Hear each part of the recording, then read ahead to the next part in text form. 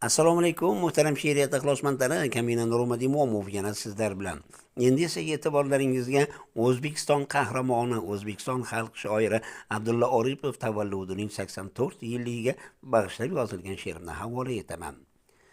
Har bir she'r yuragingga borar yetib, o'qigaysan takror ishqing ketib, tashbihlar qo'ygay tamom asr etib. Abdulla Orip teran yaproq ildiz edi, qamar edi, quyosh edi, yulduz edi.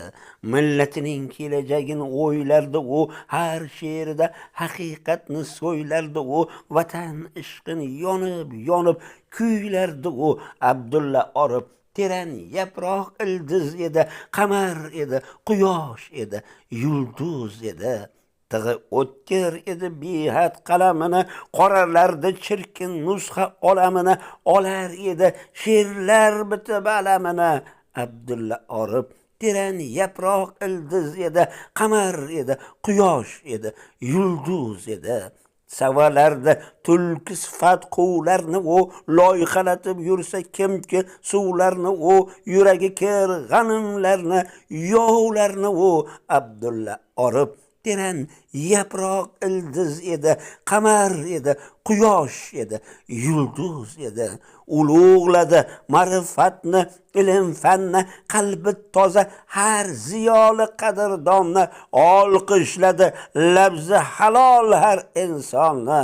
Abdulla Orip teran yaproq ildiz edi, qamar edi, quyosh edi, yulduz edi. Har bir she'ri ochgaydir qalb ko'zimizni, tiygaydirmiz yomonlikdan o'zimizni, burgaydirmiz ezgulikka yuzimizni. Abdulla Orip teran yaproq ildiz edi, qamar edi, quyosh edi, yulduz edi. Daholarning qolmas hayot guli so'lib, oqib turar daryodayin doim to'lib, yashagaydir millat suygan shoir bo'lib. Abdulla Orip teran yaproq ildiz edi, qamar edi, quyosh edi, yulduz edi. Nurmat Imomov, Qashqadaryo viloyati G'uzor tumani.